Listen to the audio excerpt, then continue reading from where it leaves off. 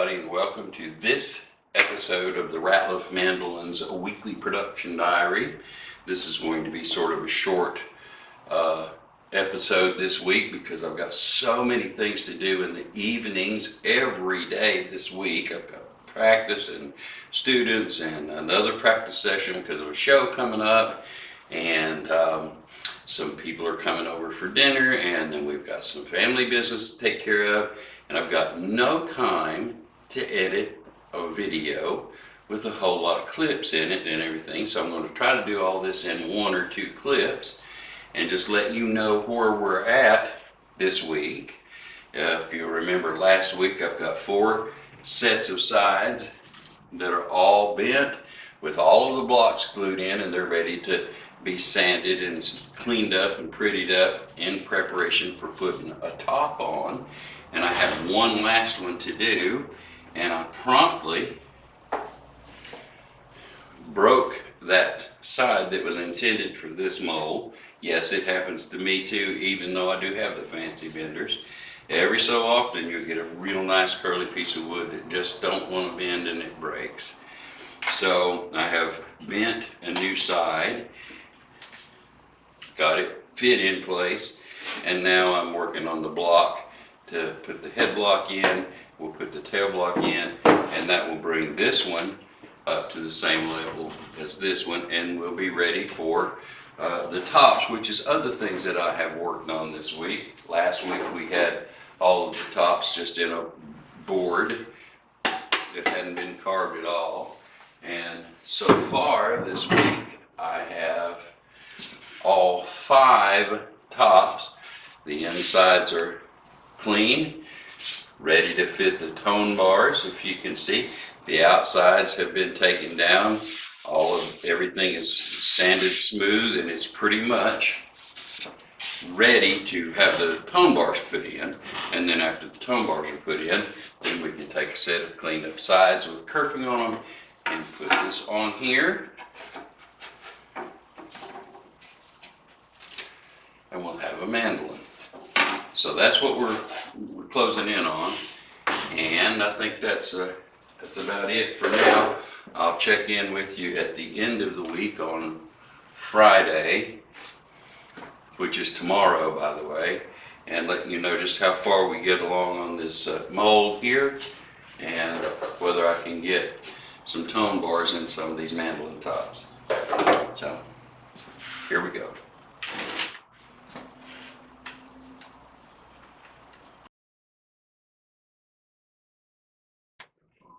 It is Friday after lunch, and before I close this video off, I'll tell you where we're at and all the things that got done since yesterday.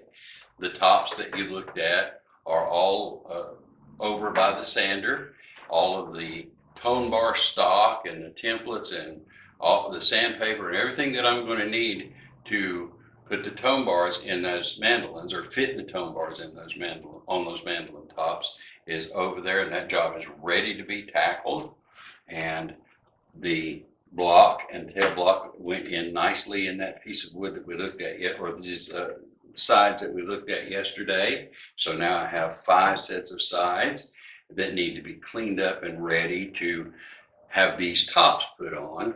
And I will tell you basically what steps I'm going to use to do that. Number 1, where this side comes around and glues and laps on top of this one, I have this big joint, this big thing, and we'll take it from here to here and just taper that down until we have this nice smooth curve right here that you can't feel.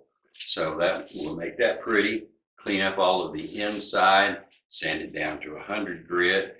Then we are going to take the sides out of the mold, cut these ends off here, and glue on the corner protectors. You might use ebony, might use a piece of maple, might use a piece of tortoiseshell, or we might use just plain old white piece of plastic, depending on what this mandolin is going to be. So I'm going to have to pull the work orders out and see what the customer has asked for, because I like to have the corner protector to more or less match the binding scheme.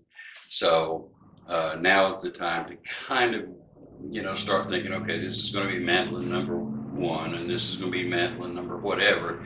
So that needs to be taken care of. And then once we get everything on the inside sanded up and the corner protectors put in, then it'll be time to put it back in the mold, lock it in place really good with one of these spreader bars that'll fit right in there, and spread out and lock that thing in place, and then run it through the thickness sander both sides until we get the final dimensions that we want on the thickness of this thing.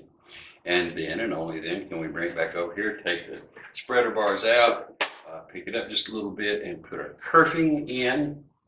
And then the only thing left to do after that will be to smooth that kerfing off and make sure that there's no glue squeeze out or anything where we glued it in. And then this thing will be ready to glue the top on, and hopefully by then we'll have all the tone bars taken care of as well, and we'll have 5 tops to glue on 5 mandolin sides. But all of that will happen next week, or most of it will happen next week. So why don't you check back with us and see if we actually get far enough to glue a mandolin top on a mandolin set of sides next week on the next episode of the Ratliff Mandolins Weekly Production Diary. Thank you so much for watching, and we'll see you next episode. Bye.